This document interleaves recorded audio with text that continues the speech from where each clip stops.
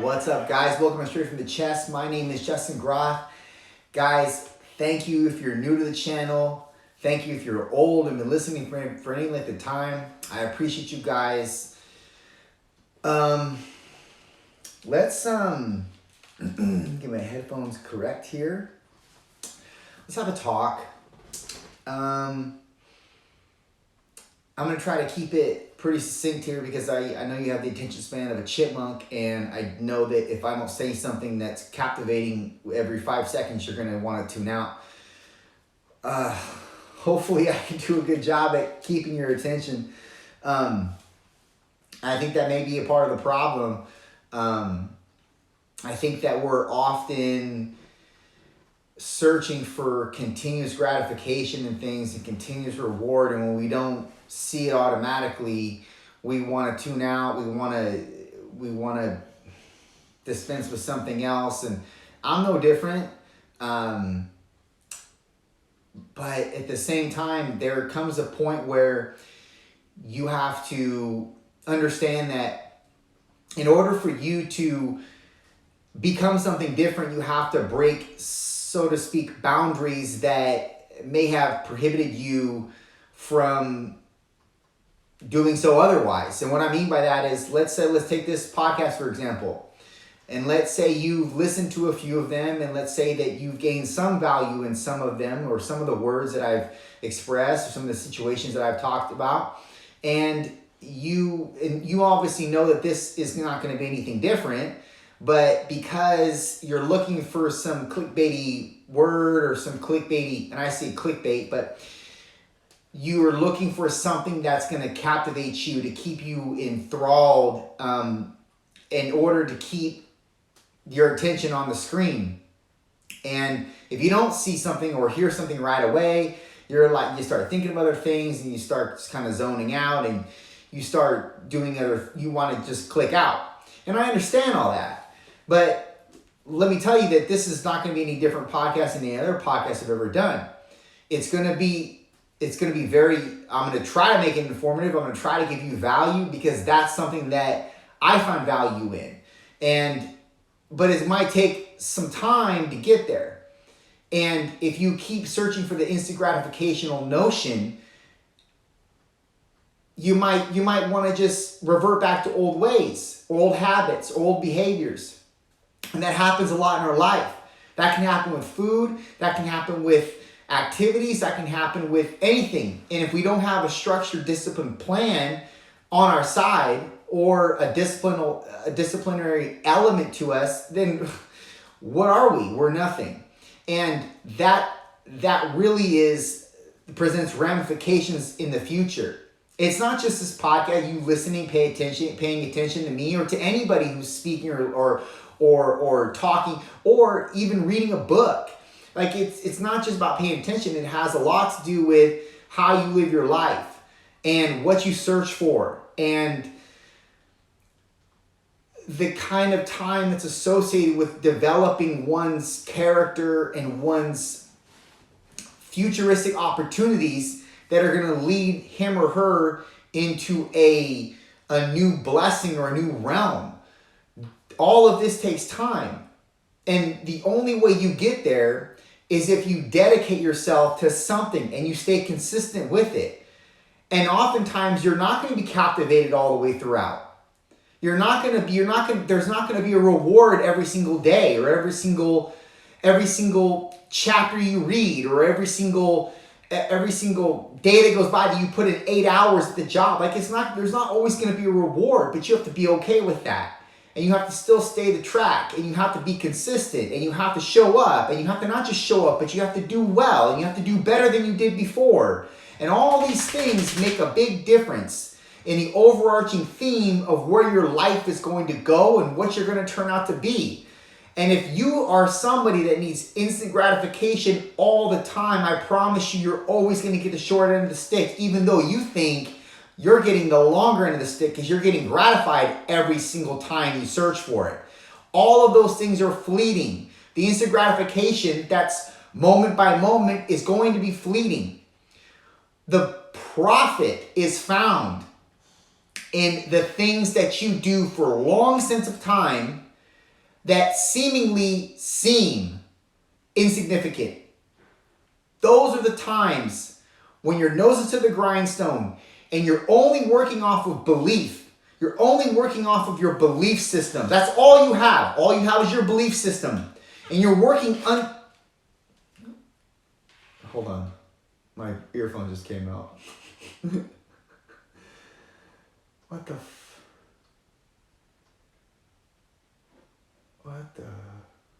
Where did this go? Oh.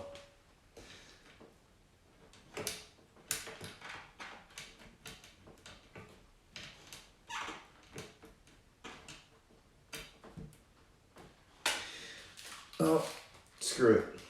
Oh. In my headphones. Came out of my headphones. Okay. That's a perfect example right there. You probably tuned out because you're like, oh, some shit just happened. I don't want to stay around to see when it gets picked back up again. If that's you, you're exactly who I'm talking about. It was those amount of seconds that took you to just tune out. Sometimes content presents itself, right? What I was trying to make you understand is that your belief systems are everything that you have to work from. They're everything entangled together with, or tethered together rather, with the mental faculties, the disciplines that you set forth, the boundaries that you set for yourself, the structure that you set in place, and doing those things perpetually every single day. And if you don't adhere to those things, and you're only searching for momentary instant gratification, you'll find it. Because your brain is smart at attracting certain things that it likes and discarding certain things that it doesn't like.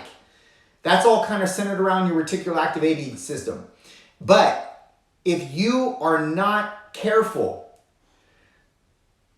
here's the clinch. If you're not careful, those momentary bliss that you partake in or indulge in whenever you like or whenever you want or what you search for, they will lead to nothing of worth or significance or value. And before you know it, you'll be years down the road still in idle. Still in idle. And whose fault is that?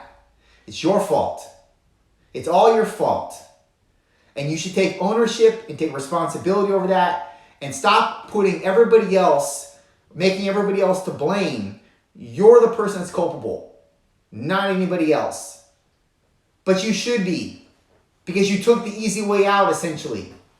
You only search for the gratificationary components of life that are fleeting, that are acute, that don't lead to any kind of longevity to not only yourself and building your character, but to any extension to anybody else. It doesn't provide any extended value to anybody else. And because of that, you are becoming emptier and emptier in your life. Because you need people, whether you think you do or don't, you do. You need people, not to validate you, not to gloat over you, not to build you up, to boast about you. You need people to be a beneficiary to what you produce. You need people to benefit from you. You know how I know that? Because you're a fucking human being. And that's what all human beings need. That's how we grow. We give value to others. We see that. We feel that. There's a reciprocal nature that's associated with that, and we feel better. That's the true gratification that we should be searching for. But that takes time to develop. You're definitely not going to develop that overnight, over a month, over a year, over 10 years. Sometimes over 10 years. Sometimes it takes longer than that. So the overarching question here is, do you have the time to put into that? Do you have the discipline to be consistent when days you feel not motivated to do shit? There are many of those days that are going to come. You cannot have motivation be your ignition. It's not an ignition. It's a flame that flickers and it goes out, it dies out. But your overarching discipline is going to be the driver. That's going to be the thing that gets you to where you're going. And you need to have discipline that causes you to understand also that, look, I'm not going to like doing this, but I know it's a part of my process. There's a reason why I have to do this. And slowly but surely, you understand this procedure. And you understand the shit days and you understand the good days. Like, they are definitely all gelled together as a part of your process. And what I'm trying to say is, if you don't stick to something and if you don't lay boundaries and disciplines for yourself, you're not going to amount to what you could be. And that's going to be your fault. And that sucks. But you're the one that sucks. You're the one that did this to yourself. You have the resources. You have everything that you need to utilize, to magnify who you are, to bring yourself to a different precipice, so to speak. But if you don't believe that you have it, that's your first fault. And if you don't believe in yourself and actually understand that you have value to give, even if it's seemingly insignificant right now, whether it's a small business or just an idea, then yeah, you'll never do anything of worth or measure in your life. Because everything is going to stem from that. And it seems insignificant now, like believing in yourself and, having a little bit of discipline here and there. No. Those are the things that make Bill Gates. Those are the things that make Steve Jobs. Those are the things that make an Elon Musk. Now, I'm not saying you need to live up to those people. You can think what you want about those people. But one thing that's true and paramount and is an absolute common denominator with all of them is they all believed in themselves. They all had ideas. They all had visions. They're all visionaries. Well, you have a vision as well. Don't discount your vision because it's not something that starts a space program or something that built a computer system or whatever. Don't discount your idea because it doesn't apply in that notion or in that regard. You have an idea. Maybe it's to start a salon. Maybe you have an idea to start a juicing business. I have a friend that just started a juicing business. Shout out to Vanessa. She just started a juicing business. Dude, she's been talking about this shit, not like the juicing business, but she's been talking about doing something for years. But what happened? She started. And she didn't just start. She started and she's propelling, man. But look, she didn't die. Her vision didn't die out. And it was with her for years. And that's all I know. And I had been with her for a longer period of time before that. But she kept believing in herself. And yes, she needed this time to kind of think and process and what have you. But she eventually started. And now she's on fire. The only way that you're going to actually start something is first if you believe in yourself. And that's no easy feat. Because there are a lot of outside exogenous elements that are going to try to dismay you or to counter your productivity. And that's when motivation is going to be worthless. And that's where discipline shines. Because you have the discipline. Those days come, those people come, those times come, it doesn't matter. You're just like, block. Just blocking them all day long. You gotta keep your blocking guard up, man. Because if you don't, you'll get hit. Just like a fighter, if a fighter drops his knuckles, he's getting hit, and then he can possibly become the knockout that ends the fight. And you don't want your fight to end. You don't want to get knocked out, so you gotta keep your fucking hands up. If you don't keep your hands up, eventually the enemy will come in and he'll hit you with some shit that's gonna cause you to just be totally dismayed. And that could be the winning knockout for the opponent. And that's not what you want. But it's entirely up to you. You can listen to all the motivational podcasts. You can listen to all the motivational YouTube videos and watch all of them and get hyped and everything. But if you don't develop that core construct and practice it, that's what's more important. You practice the discipline. Because this shit doesn't show up at your front door and say, hey, I'm disciplined. You ready for me? You need to call on it. You need to apply it. And that's it. Find out what you will be disciplined for, though. That's the real question. What will you be disciplined for? What matters the most to you? You got to be doing some shit that matters. If something doesn't matter to you, you're not going to want to apply discipline. That's going to be a chore in and of itself that you're not going to stick to. So what matters to you? What brings you meaning? What brings you life? What ignites you?